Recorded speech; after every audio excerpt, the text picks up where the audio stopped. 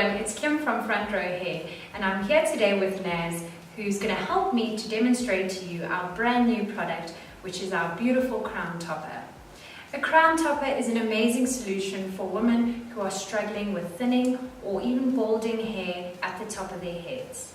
You can now wear the crown topper and hide any hair loss that you may be experiencing due to alopecia, or maybe your hair is just thinning because you're growing older, and the crown topper is an amazing solution for you. How the crown topper works is you clip it onto the top of your head. There's 4 clips that you use to clip it into place. It's also a multi-part crown topper.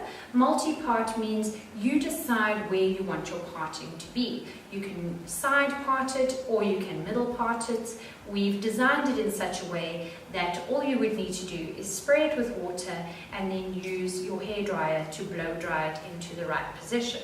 The underneath side of the crown topper is also made from a scalp-like mesh. This ensures that it is almost completely impossible to detect that you're wearing a hairpiece. So for today, we are going to be using a brown-black crown topper. Naz's own hair is jet black, and she wanted to lighten things up a bit. So we chose a crown topper a shade lighter than her own hair. We've already created our parting by wetting it and using our hairdryer, and now we are going to match this parting to Naz's own natural parting. So if Naz just turns her hair forward, you'll see that she is thinning slightly just at her parting. This is not severe hair loss, but it's enough for her to sometimes maybe want to cover it up. So if you don't have a problem with losing hair towards the front of your head, a great thing to do is to leave about 2 centimeters before you clip in the crown topper.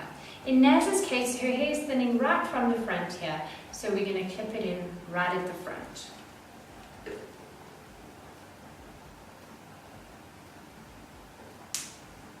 And you secure the front clip, then the side clips, and then lastly the clip at the back. And now you're going to use your fingers just to move the hair into the correct position and make it look as natural as possible.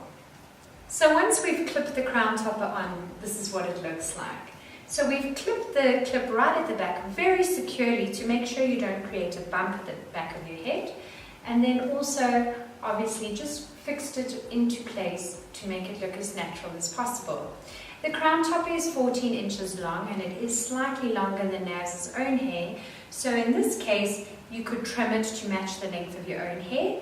Otherwise, if you, like Naz, wear your hair extensions, your clip-in hair extensions, you can just wear them underneath the crown topper, and I'll show you how to do that in our next segment.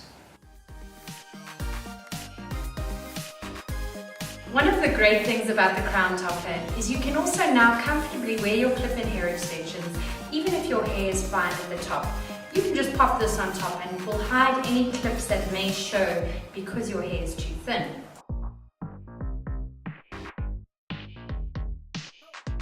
So once again, you're going to clip in your extensions first, just as you would normally, and then you're going to clip on your crown topper. For Naz, we're going to start right in the front because her thinning is right from the front of her head. So we've already created our parting, and we'll just secure the front clip first, the clips at the side, and then lastly the clip at the back. Now we want to style our crown topper just so that it looks as natural as possible.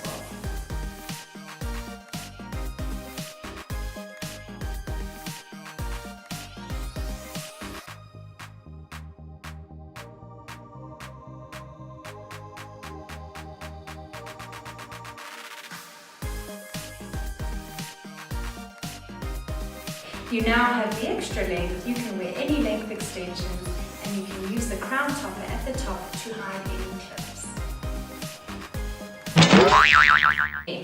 So when you're wearing it, it will be virtually The underneath side of the crown topper is also made from scalp-like mesh. This makes it virtually I can't think of the word. Impossible to notice. Makes it virtually impossible to detect. There we go.